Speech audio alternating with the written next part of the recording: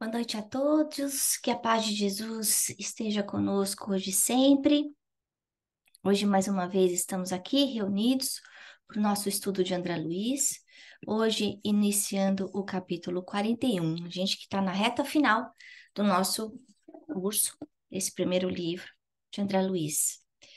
E antes de darmos início a esse estudo, nós, como sempre, iniciamos com uma prece, fechando os nossos olhos, acalmando os nossos corações, sentindo a presença dos amigos do plano espiritual maior que já estão aqui conosco, a equipe de André Luiz que nos acompanha.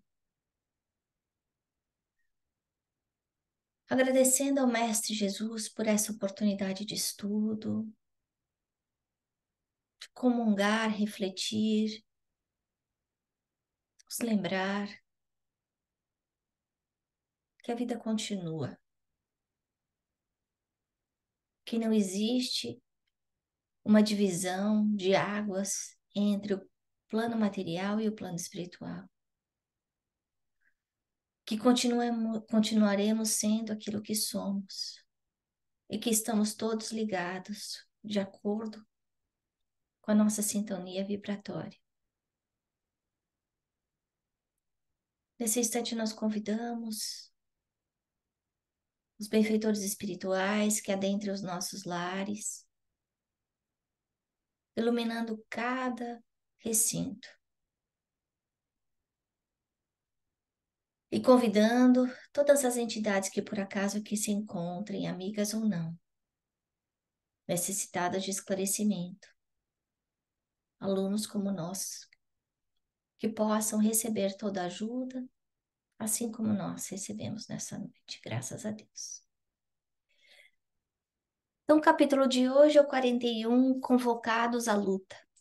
E a gente vai ver que essa luta, essa convocação, a gente não está falando de uma luta bélica externa. O que ele está falando, a luta real a que André Luiz está se referindo nesse capítulo 41, é o bom combate, é o controle, é a vigilância, é a atenção aos nossos pensamentos, aos nossos sentimentos, aos nossos atos. E a gente volta lembrando que esse livro foi escrito há mais de 70 anos atrás e que André Luiz está aí contando para nós a história quando ele começou a trabalhar em nosso lar, isso por volta de 1939. Então, esse capítulo vai estar contando para nós aquele início onde a Polônia foi bombardeada. E o que é que estava acontecendo em nosso lar nesse momento? Então ele começa assim: nos primeiros dias de setembro de 1939, nosso lar sofreu igualmente o choque, porque passaram diversas colônias espirituais ligadas à civilização americana.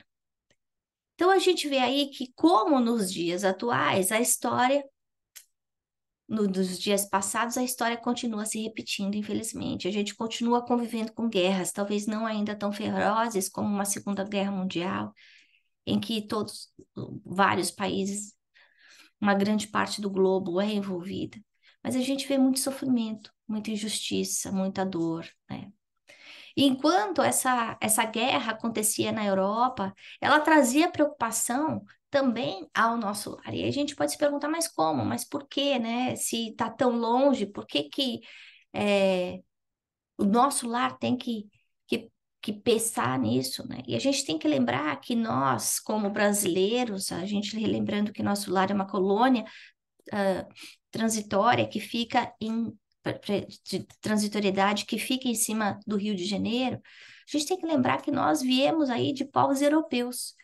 Como brasileiros, a maior parte de nós somos imigrantes, né? Viemos de famílias de imigrantes. Então, nós temos aí uma ligação muito grande com a Europa, né? E é importante a gente ter essa consciência de que toda dor que acontece na Terra traz também transtornos no plano espiritual. E o que ele está chamando a atenção para a gente nesse capítulo é o quanto o pensamento, o sentimento e a palavra podem atrapalhar o trabalho dos benfeitores. A importância do vigiar o pensamento, de ter cuidado com a nossa palavra, o quanto que a ansiedade e o medo não constrói nada de bom, né? Que no momento de sofrimento, e a gente pode aí balizar sofrimentos diferentes, né? A gente está aí falando de um sofrimento muito grande que é uma guerra, mas muitos de nós pode estar aí passando por sofrimentos de diferentes matizes, podem ser socioeconômicos, políticos, enfim, a gente tem que aprender a pensar e falar com equilíbrio, né? A gente não pode abandonar aqueles princípios morais que a gente já aprendeu de Jesus. Quem já estudou o Evangelho um pouquinho já sabe o suficiente. E que são esses preceitos evangélicos do Cristo que a gente precisa colocar em ação no momento da dor e da prova, né? Como cristãos, a nossa responsabilidade é ser exemplos vivos, né? A gente tem que ser o cartão de visita de Jesus. É interessante, outro dia eu estava conversando com uma pessoa que é de outra religião, e não vem ao caso falar o tipo, qual é a religião dessa pessoa, mas ela estava criticando cristãos pelo comportamento deles e meio que dizendo, não, o cristianismo não é bom porque eu vi isso de tal pessoa. Então é muito fácil a gente tentar personificar a religião quando a gente sabe que cada um de nós muitas vezes não traz essa religiosidade, né?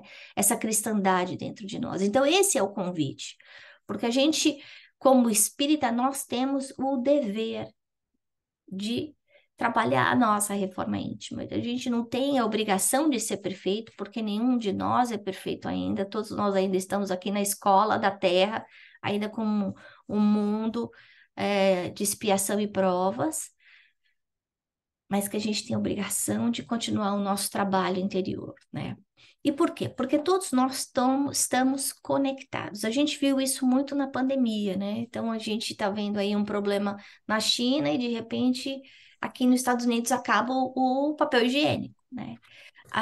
Quando a gente entender que é necessário uma fraternidade universal, que nós todos somos irmãos, irmãos de um mesmo pai, não importa o nome que a gente dê a esse pai, pode ser Jeová, pode ser é, Brahman, pode ser Deus, pode ser o que for. A gente tem que lembrar que nós somos todos irmãos. E essa preocupação no plano espiritual sobre a movimentação da guerra é por quê? Porque quando a gente está envolvido num problema, a gente acaba entrando num transe, uma fixação mental. Então, e até tem uma palestra que está no nosso canal do YouTube, para quem se interessar, se chama Fixação Mental. Ela foi colocada hoje no canal no dia 4 de dezembro, foi postada hoje, e foi dada pela Nazaré Marques. Foi uma palestra linda, né? Uma palestra que a gente tem nos sábados com expositores convidados, e ela fala exatamente dessa armadilha que a gente muitas vezes entra por causa da nossa preocupação. A gente só consegue pensar naquilo, naquele problema, naquele problema, naquele problema.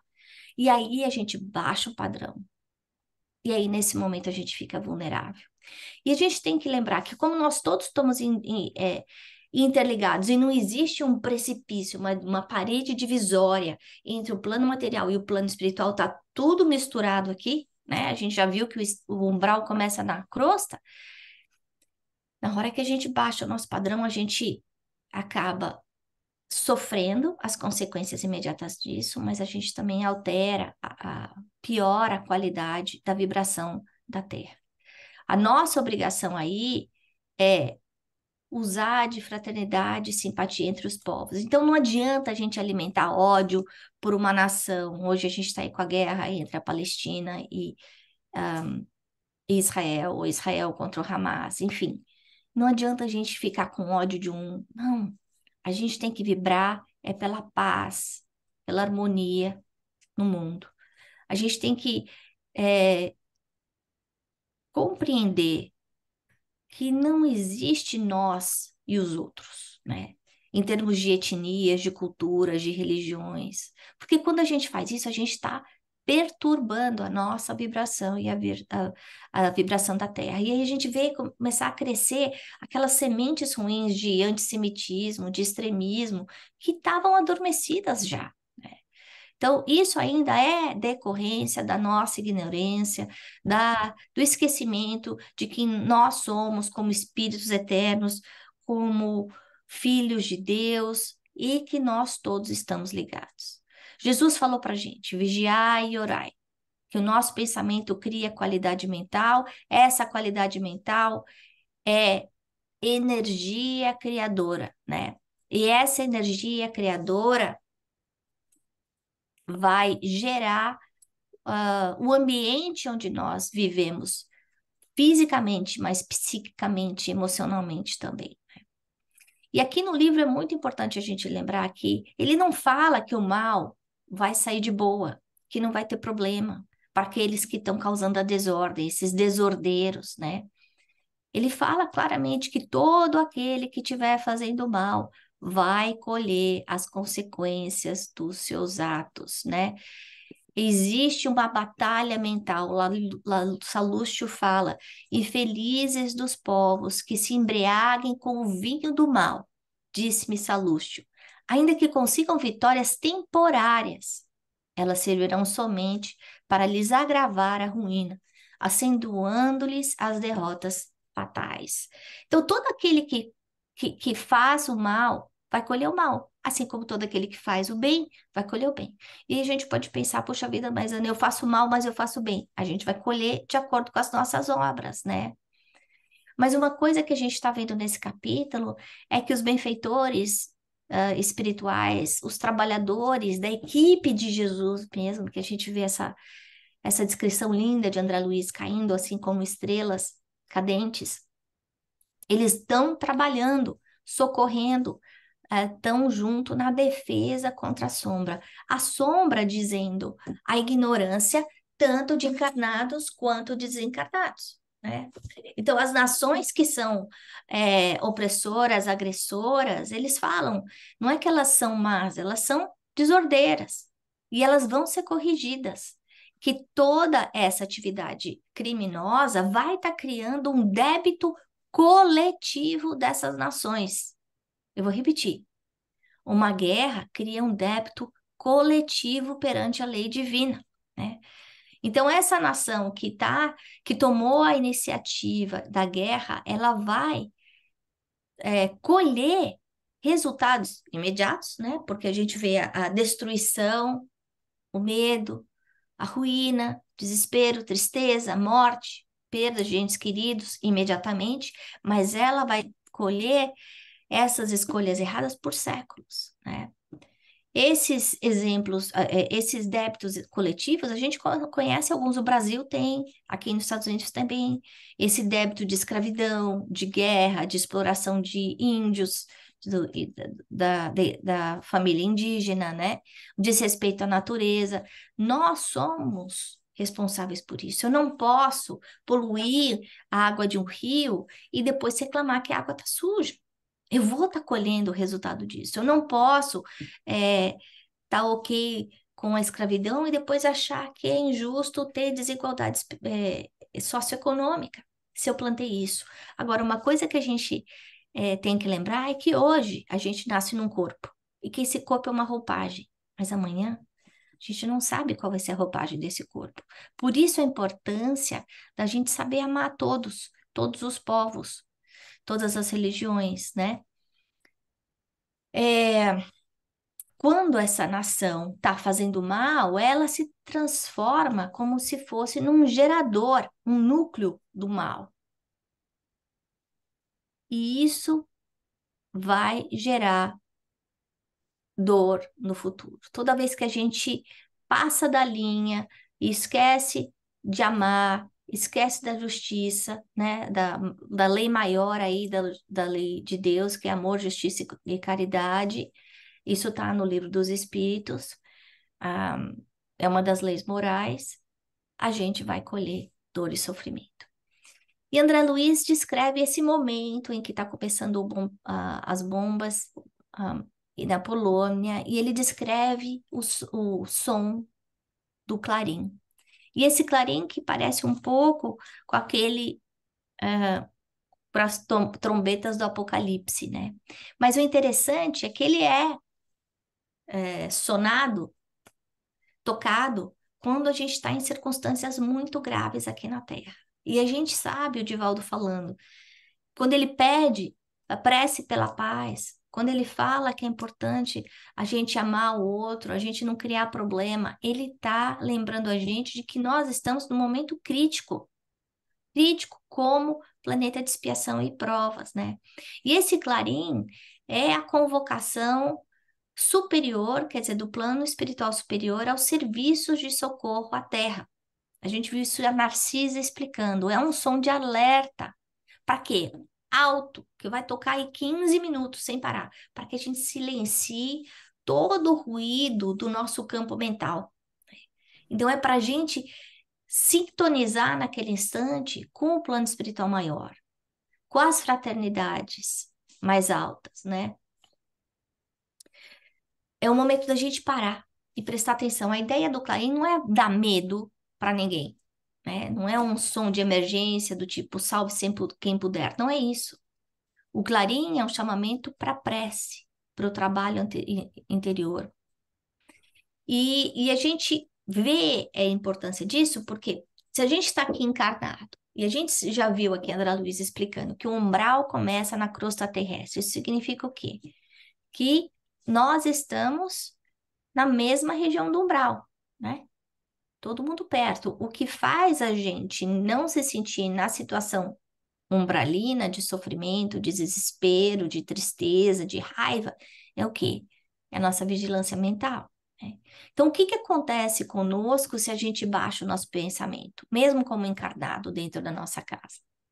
E aí a gente começa a viver todas as ansiedades e as preocupações do mundo, todas aquelas que a gente não consegue controlar. Nós vamos sofrer as consequências disso. Nós vamos criar o nosso próprio umbral dentro do nosso lar, dentro da nossa casa. E a mesma coisa acontece na colônia do nosso lar. Daí, a conversa do governador chamando a atenção de todo mundo. Ele, em um parágrafo, conseguiu calar toda aquela ansiedade, todo aquele blá blá blá que estava acontecendo, pedindo o quê? Pensamento no bem, vigilância, para que pudesse proteger também o nosso lar. Porque nós vimos também André Luiz falando que a única proteção que existe em nosso lar é a proteção vibratória. Ela tá, nosso lar está no umbral, está na região umbralina ainda próxima à terra, né? Então, quando esses benfeitores, trabalhadores de Jesus, começaram a vir para a terra, né? A gente vê essa descrição como luzes caindo do firmamento, a gente vê que a gente nunca está sozinho, que mesmo naquele momento que aquela dor está tocando no fundo da nossa alma, que a gente pode ter certeza que sempre vão ter espíritos amorosos de elevada expressão hierárquica que vão estar nos ajudando, né? Mas a forma da gente ser ajudado é que a gente esteja na mesma sintonia com eles. E daí a importância do pensamento de equilíbrio, no trabalho no bem, né? no vigiai e orai, para que a gente consiga se estabelecer ou estabelecer um campo é, que a gente consiga receber a ajuda deles, para que a gente possa ser ajudado, porque senão essa ajuda vai estar disponível para nós, como aquele rio de águas cristalinas e limpíssimas, mas a gente não consegue matar a nossa sede porque a gente não chega perto dele, né? Nós precisamos abrir as nossas portas do coração, da mente, para que a gente consiga ser ajudado. E aí Salustio continua. Enquanto os bandos escuros se apoderam da mente dos agressores, os agrupamentos espirituais da vida nobre movimentam-se em auxílio dos agredidos. Então, Deus nos dá um livre-arbítrio relativo, porque chega uma hora, e para quem já leu o livro Libertação sabe disso, que chegou a hora, acabou, não pode mais ficar errando tanto tempo. Ou muitas vezes a gente é deportado para outro planeta, né? Um planeta que seja mais inferior ao da Terra, como a gente também já viu em outros livros de Chico Xavier, né? O livro A Caminho da Luz fala disso exatamente. E então Deus nos dá esse livre-arbítrio relativo para todos nós, né? Então a gente tem essa opção de fazer o bem ou fazer o mal. Então, e outro dia ainda uma pessoa me perguntou, puxa vida, mas se a gente é criatura de Deus, por que que a gente faz tanto mal? Porque a gente escolhe errado. Se a gente for num buffet de comida hoje, e falar, olha, você pode, buffet livre, você pode comer o que você quiser. Com certeza, a maior parte de nós vai para batata frita em vez de ir para alface e para o tomate, né? E não é porque não está disponível, é porque a gente escolheu errado, né? E a gente estando num planeta de expiação e provas, a gente ainda está imerso num local onde o mal prevalece sobre o bem, né? Então a gente vai estar aqui, a gente evolui, a gente cresce, mas sempre colhendo as consequências dos atos que a gente fez no passado. Hoje eu, Ana, sou o resultado, a somatória de tudo que eu fiz nas minhas últimas encarnações, em todas as minhas reencarnações, né? Não é só no que eu fiz hoje. E à medida que a gente vai passando por essas provas, essas lições difíceis, né? Que são fruto das escolhas de passado, a gente vai crescendo intelectualmente, moralmente, né? É só a gente olhar para trás, né? No passado, a gente viu um mundo onde a desigualdade, a tortura, a prepotência, a lei do mais forte era muito normal. A gente viveu num mundo em que, não muito tempo atrás, é, éramos todos selvagens, grotescos, né? Então, a gente tem que lembrar disso. Hoje, quando a gente passa pela dor, a gente tem que lembrar que essa dor, na verdade, é uma dor para nos libertar de todos esses veios ruins que nós ainda carregamos pelas nossas escolhas do passado, né? Então, o mundo hoje, a gente vê um mundo cheio de injustiça, mas a gente criou essas injustiças através do nosso livre-arbítrio, né? Agora, a proteção existe sempre. E a gente vê também Chico Xavier comentando: pior é aquele que está fazendo mal, porque quem está fazendo mal está se endividando. E aquele que está sofrendo o mal está resgatando perante a lei de Deus. Mas isso não faz com que a guerra, o momento da guerra, seja mais fácil, não, né? É um processo de obsessão coletiva, onde existe um vampirismo coletivo. Um vampirismo significa o quê? Uma atuação tão perversa, tão profunda entre os desencarnados e os encarnados, uma troca tão profunda que é uma coisa simbiótica, como um necessita do outro para sobreviver, né? Então, aí a gente vê esses endividamentos por séculos, né? Esses espíritos perversos, espíritos que eu estou dizendo desencarnados, eles de repente têm acesso e manipulam uma coletividade inteira. E eles só conseguem fazer isso devido à baixa qualidade de vibração e à animosidade que existe em cada um de nós, né?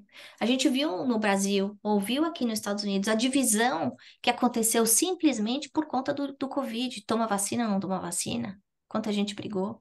Ou vota em fulano e não em Beltrano. E de repente a gente vê familiares um não falando mais com o outro. Então, a gente tem que tomar muito cuidado com o nosso, dentro do nosso radicalismo, da nossa qualidade de vibração, né? Lembrando o que é importante. O importante é a fraternidade universal. O mais importante é a fraternidade dentro do nosso lar, né? A gente pode respeitar o outro sem transgredir a lei, né? Eu posso, não preciso concordar, mas eu tenho o direito de ter a minha opinião, mas eu tenho que respeitar o que o outro pensa, assim como eu quero que o outro respeite, né, o que eu penso também. E por quê? Porque esse tipo de loucura coletiva, né, essa obsessão, pode acontecer dentro da nossa casa também. E pode, muitas vezes, atrapalhar tanto que pode atrapalhar essa encarnação e perdurar por outros séculos, atrasando o nosso progresso como família, né? além de atrapalhar o nosso planeta. A gente sabe que nós, como planeta de expiação e provas, a gente está nessa transição planetária e a gente ouve falar muitas vezes que nós somos a última, essa é a nossa última encarnação, antes dessa mudança, antes dessa transição. Isso significa o quê?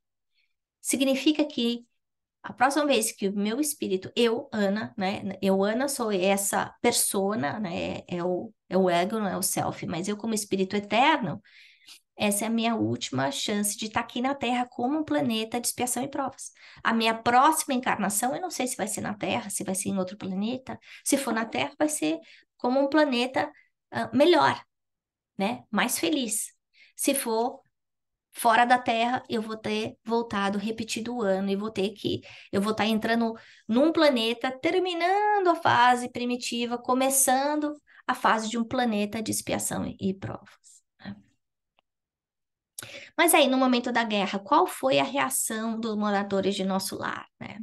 A gente vê um alvoroço grande, uma preocupação muito grande. Por quê? Porque a gente não muda. As pessoas que estão em nosso lar somos nós, né? Quer dizer, todo mundo sonha com o nosso lar, né? Mas aquele que não é perverso, que está tentando melhorar, mas que ainda passa pelo medo, passa pela insegurança. Insegurança do quê? Se a morte não existe, insegurança por aqueles que estão no meio da guerra, né? A dor da separação não é só a morte, né? É a saudade, que eu quero dizer. A gente não quer ver a gente que nós amamos sofrendo, né? Então é muito normal isso. Então existe um impacto grande. E também outro impacto grande, além desse medo, desse pavor, né?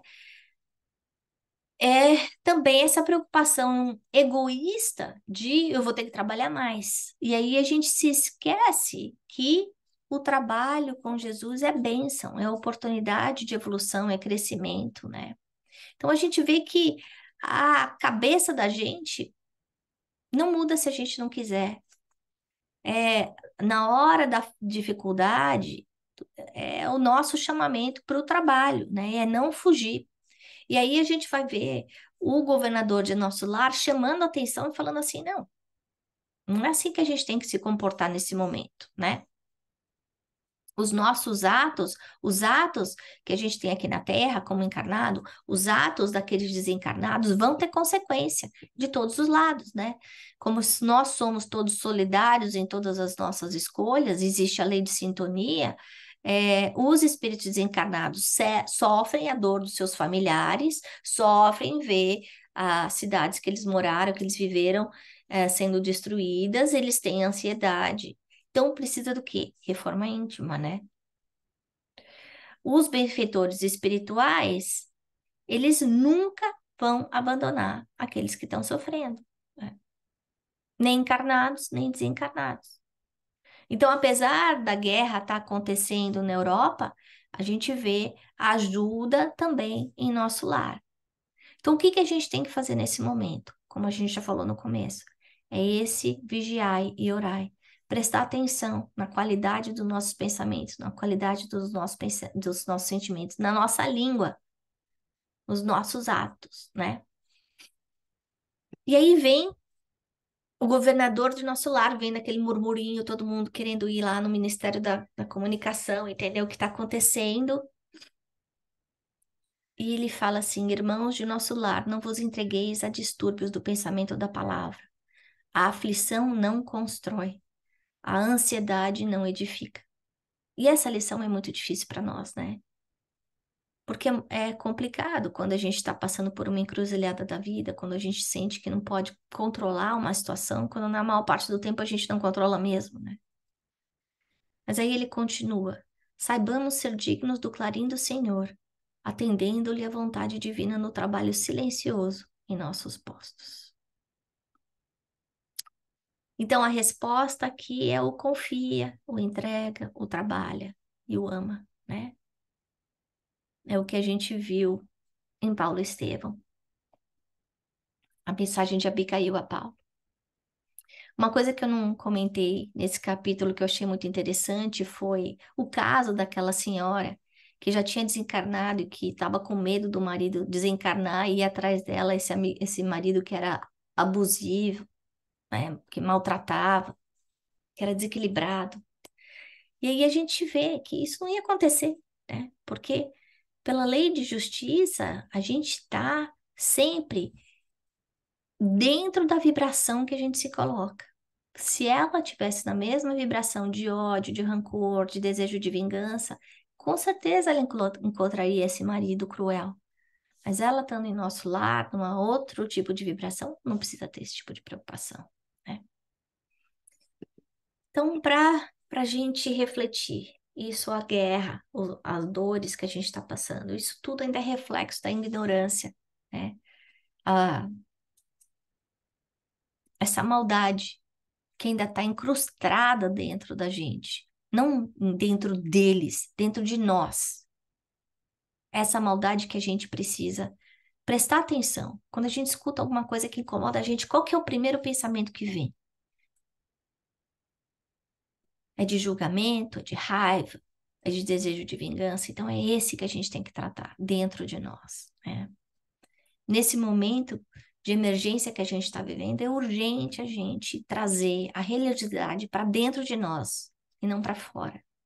Não basta só ir num centro espírita, não basta só assistir uma missa de igreja, não. A gente tem que viver essa igreja o tempo inteiro. Essa igreja tem que morar dentro da gente. Esse centro espírita tem que estar dentro da gente. E uma boa fórmula para a gente seguir esse caminho é não comentar o mal. Porque toda vez que a gente está comentando mal, a gente está colocando mais lenha na fogueira, mais sofrimento no problema. Então, aí a gente pedir ajuda, orar por aqueles que sofrem, mas principalmente orar por aqueles que estão causando toda essa dor, porque eles vão ainda sofrer muito por conta disso. E Jesus esteja conosco hoje e sempre. Quem quer comentar? A mãe?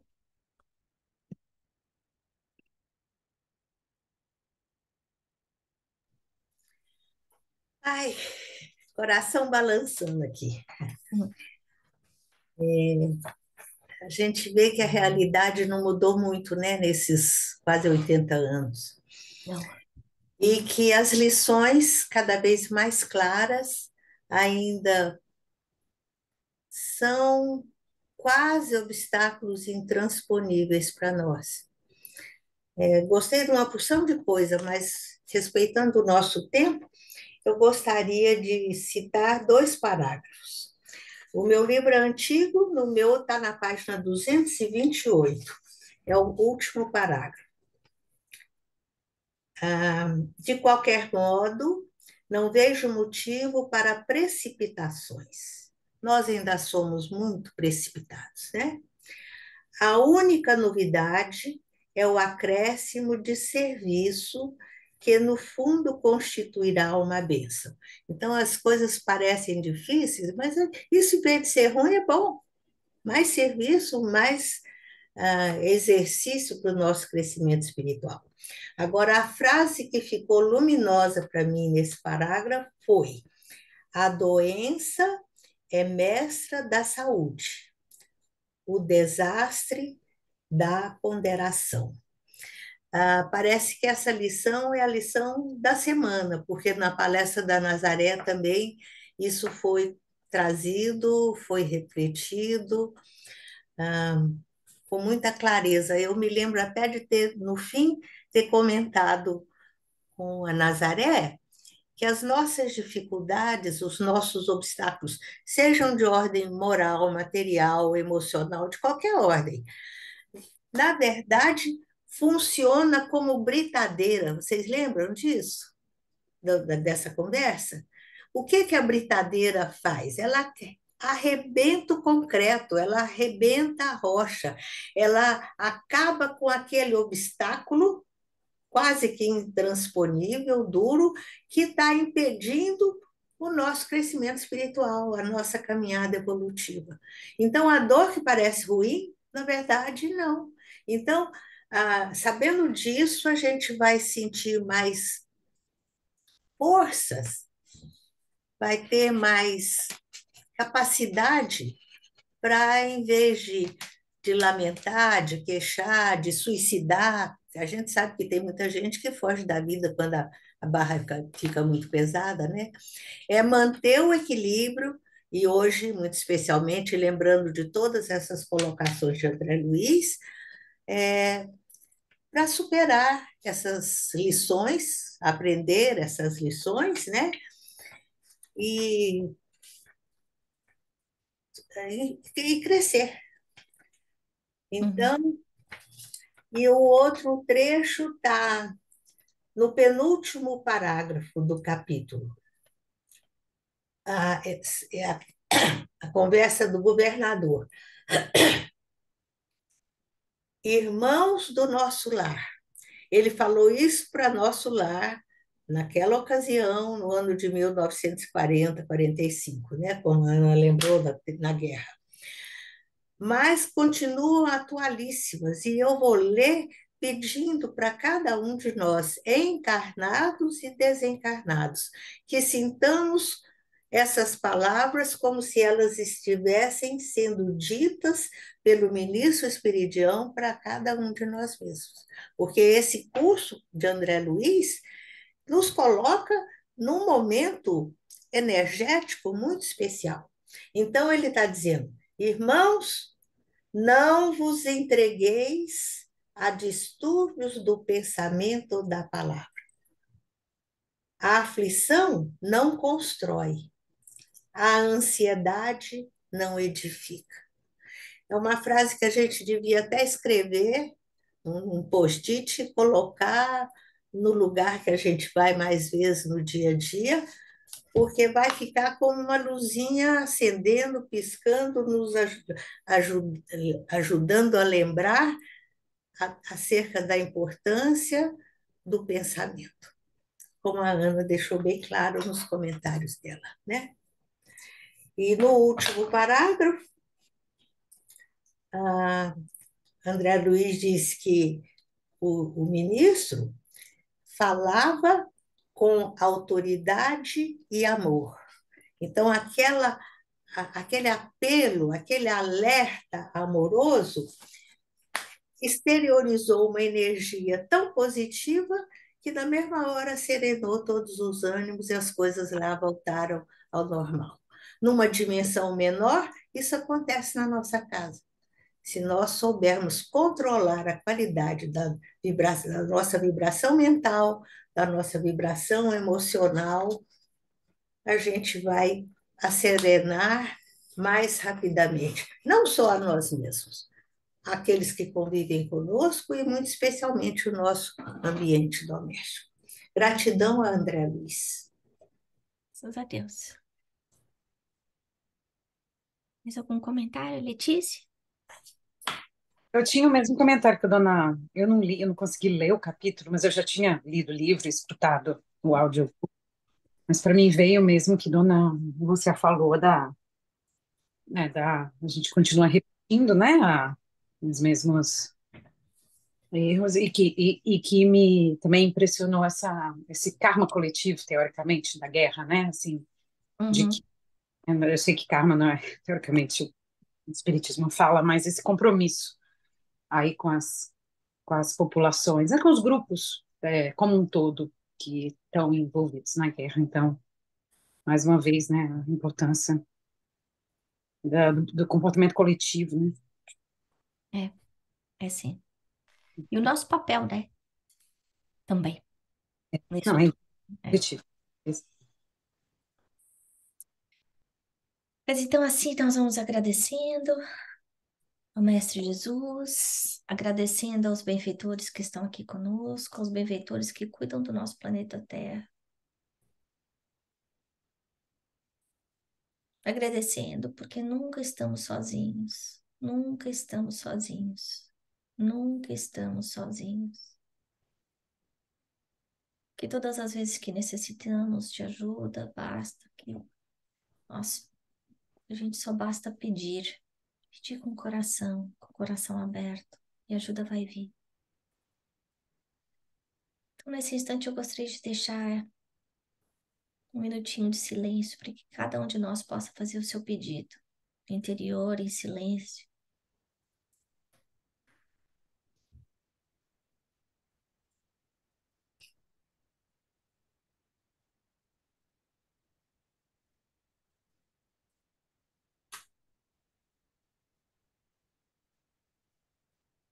Pedindo que Jesus nos auxilie, nos proteja e nos guie, para que nós saibamos